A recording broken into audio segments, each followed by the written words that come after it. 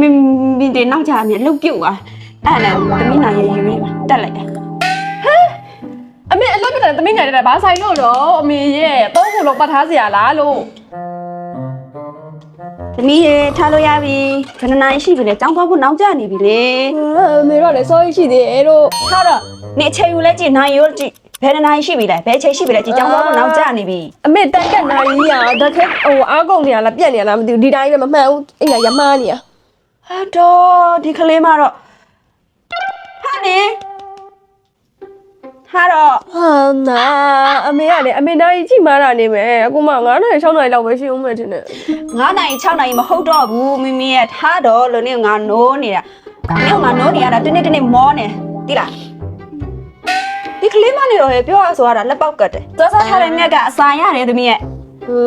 အမေကစောစောထားတဲ့ငါကအစားတယ်ပြောစောစောထားကြည့်ကောင်းမှငှက်စားဖြစ်သွားပြီအမ ဟဲပြန်ပြောတယ်ကြည်အောင်ကလေးမဟာလို့ထားလို့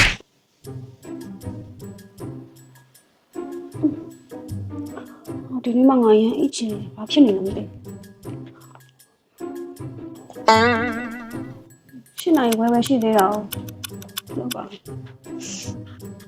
A few moments later.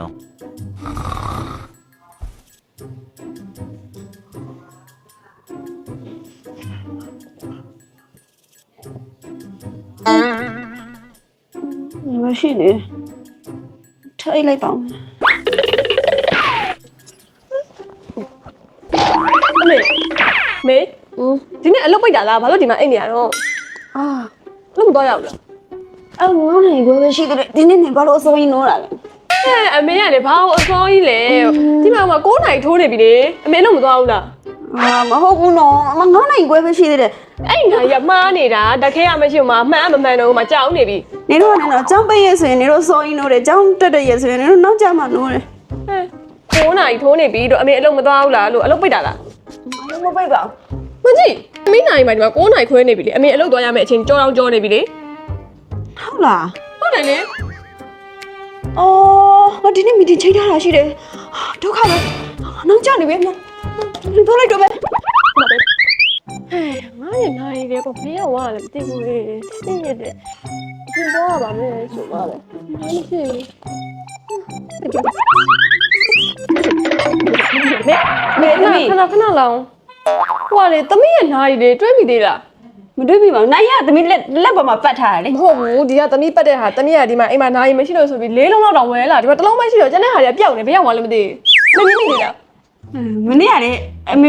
မိတွေနောက်ကြအမြဲလှုပ်ပြုတ်သွားအဲ့နဲ့သမီးနိုင်ရယူနေပါတက်လိုက်တာ အမေအလုပ်ပြတယ်သမီးငယ်တယ်ဘာဆိုင်လို့တော့အမေရဲ့သုံးခုလုံးပတ်ထားစရာလားလို့ သူလေးကအထီးကျန်မှာဆိုလို့သူတစ်ဖက်တည်းပတ်တာမဒီဂျစ်နဲ့ကြည့်ရတာ အမေကတော့လေလှုပ်ချလိုက်ပြန်မြေသမီးနာကြီးတွေကိုဒီကခလေးကလားလေအမေနဲ့ဘယ်လိုဟွာဖြစ်မှာတော့သမီးတို့အရွယ်ပတ်တဲ့ဟာလေးတွေလေအမေရဲ့ အမေလည်းပတ်လို့ရတာပဲဟုတ် အမေကလူကြီးဖြစ်နေပြီလေဒီဟာတွေကခလေးတွေပတ်တဲ့ဟာလေးအမေနဲ့ဘာဆိုင်လို့တော့ချွတ်အာမသိဘူး